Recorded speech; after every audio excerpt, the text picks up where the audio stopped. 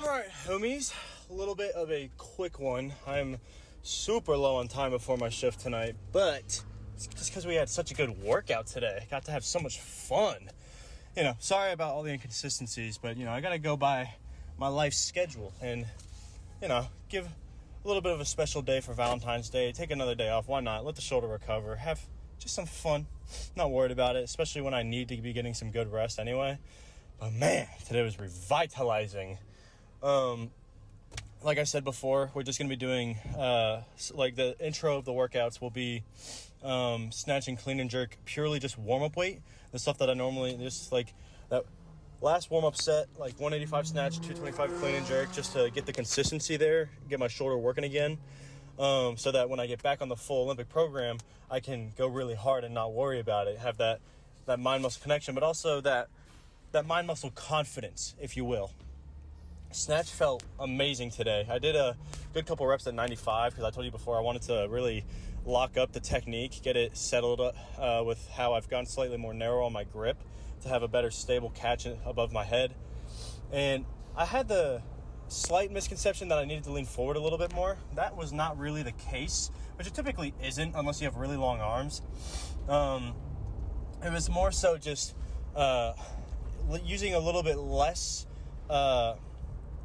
leg on the way through the third pole specifically, because you want to use a lot of legs through the first and third pole, obviously, and it still needs to be highly used throughout the whole process, but balancing out the effort with my arms going into that third pole especially, really actively pulling the bar into my hips with my arms and my shoulders, and then also hyping the weight even further over my head with the there's a wreck.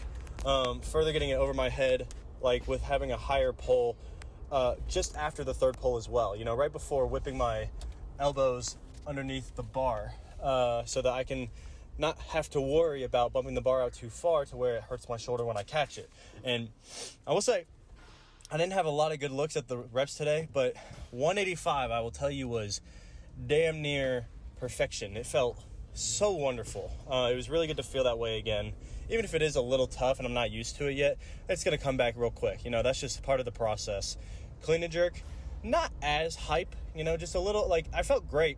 And it's the best my shoulder has felt on clean and jerk. I feel it especially when I pull the bar, or when I push the bar through my, or I put my head through the bar path when I'm pushing overhead.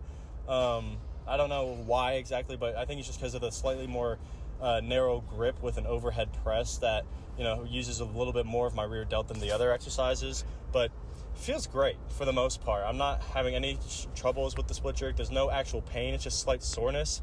And the 225 didn't look great, but it was still really good. I just was kind of just doing it. I just was having fun.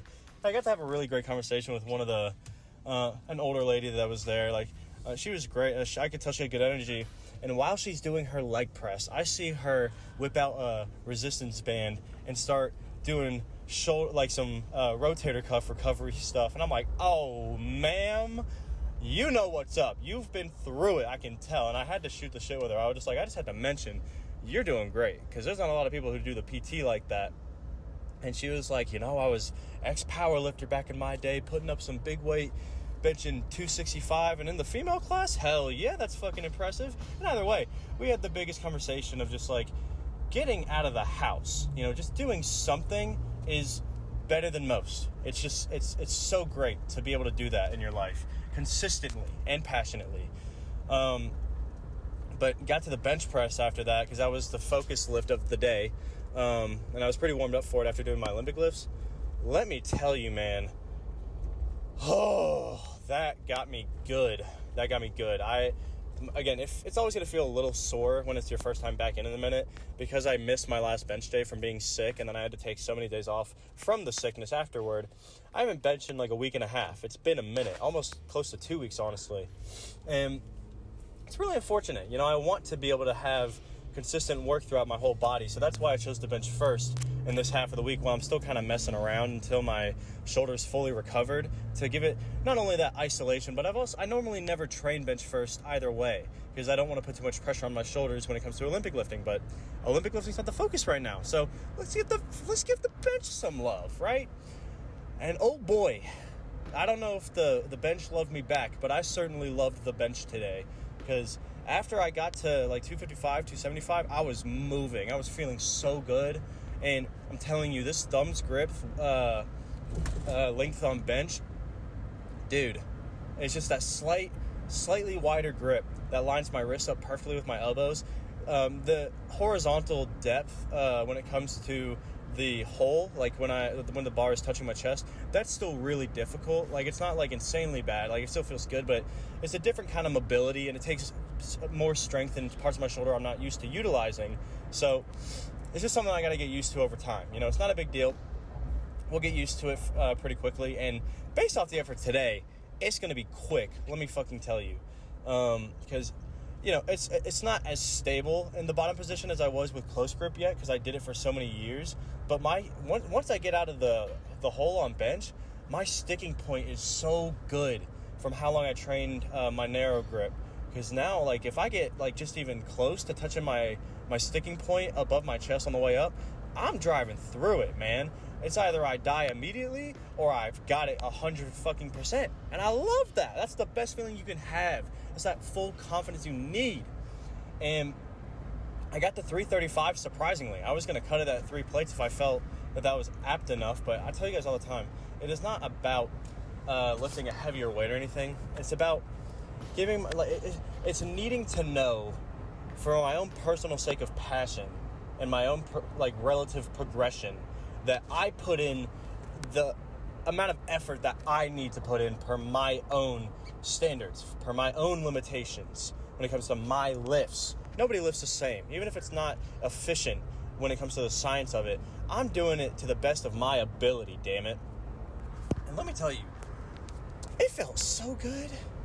It felt so good. 335 flew, destroyed it. And then egotistically put on 355. And I tell you guys all the time, I allow my ego to take over as long as I'm prioritizing my physical well-being and I feel completely fine, and I at the very least have that chance at a 100% attempt. I'm gonna do it, because here's the truth, guys. You're never gonna be peaked for a PR. Never. It's not reasonable. First of all, we can't use 100% of our muscles on a certain day, no matter how hard we prep for it. But the biggest thing is you got to be able to take that chance in that moment, you know, when you really feel it. This is not going to come often, you know. I know I have stricter parts of my program where I don't allow myself to go above a certain weight, but it's for a reason, so that I can build up to that next weight with 100% confidence, and then have that little bit of recovery, fuck around, find out week where I get to just enjoy myself and try those new weights that I've never tried before. Man, it gets me so passionate, because now, although 355 didn't go, let me spoil you right now. It did not happen. It's just my left shoulder's not strong enough yet. And the moment I hit the hole, I felt my left shoulder try to externally rotate to make up for the lack of strength. That's where you call it. You know, I told my spotter before I went, I was like, buddy, if you see that shit go down, or if you see me start relaxing and not putting in that hard effort where I'm yelling my ass off, grab that bar, because we're not playing today. And let him grab it. Not mad at all, because that was a 100% effort attempt. You know, even if you might say I called it quits early, I called it quits right when I knew that there was a risk of injury. That's the difference.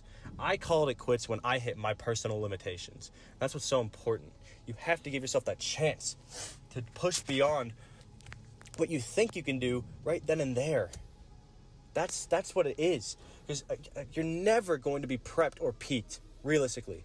You may have a peak week or a comp day or a max out day. I don't care. You're never going to hit 100% of what you could potentially hit. It's just what you hope that you can achieve in that moment, and then fulfilling it to the highest degree that you're currently capable of that matters. That's what I was talking to the lady about, who was inspiring me so much. I was like, I don't care how much weight you lift, man. It is not about that. If you're coming in and you're putting in your own effort, according to your own passions and your own efforts in the gym, I'm an Olympic lifter that bench presses, and I've gone wider on my grip, which puts more strain on my shoulder. Nobody would be patting me on the back, and when it comes to the logistics of the sport, I don't care. I love it. It's what gets me more passionate, and if you have that maximum passion, you will always outlift those who don't give a shit, that are just doing a bland program that they have to feel like they need to follow, you know? Do what you want. And as long as your technique and your physical form and health is your top priority, you can let as much ego go as you want.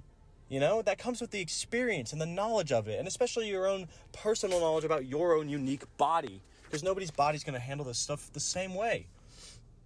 Just love every second of it, you know? At the very minimum, give yourself that allowance of effort. You know, that's why I don't make it about the weights anymore. If I feel good enough to put that shit up, I'm doing it. If I'm on a progressive overload program, I'm going to commit to that as hard as I can, and not just view every individual exercise as its own thing. When I'm on that kind of program, it's the effort I put across the entirety of the month's worth of training that counts as one conglomerate of effort, you know? I don't say I PR'd on my progressive overload training. I say I did the entire program without failing a single lift, and I got to do my heaviest lifts and did maximum effort every single day according to what I was allowing myself to put in. And then if I can do that, I earn the right personally to go into that recovery week and mess around with some really hard technique, comfortable, heavy top sets. That's what I love about it. I earn every minute, every second, every morsel of passion I work for. That's all it is, you know? I don't care if it's not efficient. I don't care if people look at me like I'm risking myself every day. I am, and that's part of the love for it. I know I'm at risk, but I don't care, because I have to trust myself, and I have to trust my experience and trust my passion for this shit in order to make feats of growth that I care so much about. If I can't do strength lifting, I know I'm not going to stop. But while that's the goal, I'm going to do it to 100%. Absolutely. Work starts soon, so unfortunately I got to get going. Physically, man, dude, I got to give it a 9.35. It would have been a 9.4, 9.45 if I hit that last bench set, but I'm just not there yet. I'm still doing the good rotator cuff recovery exercises, even though you're not going to see it, but I'm so close to being there. I think after the next 2 exercises, I'm going to be fully done with my recovery, and I can try going back to Olympic lifting full time again. Mentally, easily got to give it a 9.5. It was such a great day. Not a lot of people in the gym, but just the right homies to be there, the ones to uplift you. You know, I was styling up my shoes today. I was talking shit with people, just motivating each other, you know? And like one of my homies was just like, dude, you don't got to explain your process to me. If you want to hit that top set, you hit that top set, and I'll spot you as hard as I fucking can. I'm like, that's the energy you need, man. You need those people that allow you to grow at your rate and uplift you through the passions you're trying to uphold. Not because they think that there's a better way to do it or that you're doing it wrong or they don't care, but because they know you care so much that they gotta at least support you in the moment. I'll be back tomorrow for the Olympic lift warm-ups and then probably a heavy back squat, because I'm gonna save front squat for last this time. Do like the antithesis of the lifts I was doing that last time, because I want to give squats some love this week as well, and my legs aren't burned out at all and my core is not, so it'll be a good day to really test it.